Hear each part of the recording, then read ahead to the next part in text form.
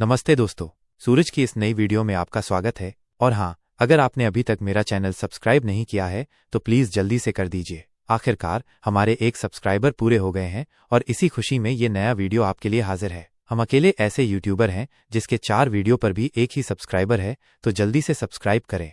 तो चलिए कहानी शुरू करते हैं। एक समय की बात है, एक राजा ने अपने सभी मंत्रियों, सिपाहियों और राज्य के लोगों के बीच एक घोषणा करवाई।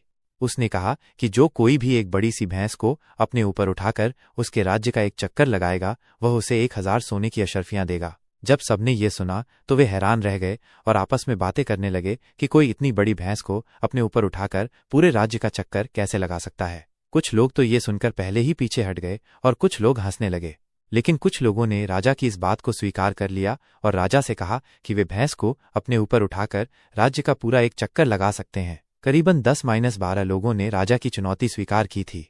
अब राजा ने उन सभी 10-12 लोगों के सामने एक बड़ी सी भैंस मंगवाकर रख दी। उन लोगों में से कुछ तो ऐसे थे जिनसे भैंस हिल भी नहीं पाई, और किसी ने तो भैंस को उठाकर अपनी हड्डियां ही तुड़वा लीं। किसी ने भैंस को उठाकर थोड़ी दूर रखा और फिर नीचे गिरा दिया, और कोई भैंस को उठाकर सिर्फ राज दरबार के बाहर तक ही ले जा सका, लेकिन कोई भी उस भैंस को अपने ऊपर उठाकर पूरे राज्य का एक चक्कर नहीं लगा पाया। तभी एक आदमी जो ये सब देख रहा था, उसने राजा से कहा, महाराज, मैं पूरे 2 साल और 7 महीने के बाद इसी भैंस को अपने ऊपर उठाकर आपके राज्य का पूरा एक चक्कर लगाऊंगा। राजा ने उस आदमी से कहा, क्या तुम इतने समय के अंदर ये सच में कर सकते हो? वो आदमी हाँ कहकर वहां से चला गया, और फिर पूरे 2 साल और 7 महीने के बाद जब राजा इस बात को भूल भी गया था, तभी राजा को कुछ हलचल महसूस हुई। उसने देखा तो वही आदमी अपने ऊपर एक बड़ी सी भैंस को उठाकर राजा के सामने खड़ा हुआ था। उसने राजा से कहा, महाराज, अब बताइए कि इस राज्य के कितने चक्कर लगाने हैं? अब मैं बिल्कुल तैयार हूं।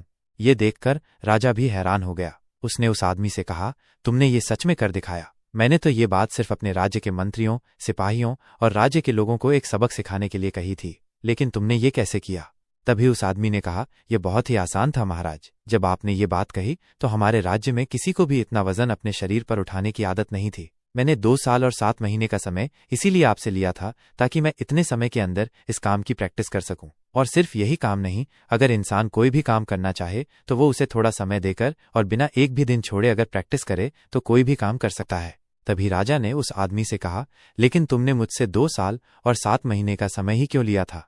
तो उस आदमी ने राजा की तरफ देखकर कहा, महाराज, अगर किसी काम को करना है और उसकी अंतिम तारीख तय न हो तो आप उस काम को कभी नहीं कर सकते। इसलिए मैंने आपके सामने वो समय बोल दिया था जिस पर मुझे भी बार बार ये याद आता था कि मुझे अपने दिए हुए समय के अंदर ही ये काम पूरा करना होगा। अब राजा ने उस आदमी को 1000 सोने की अशर्फियां भी दे दी और उस आदमी को अपना खास बॉडीगार्ड बना लिया।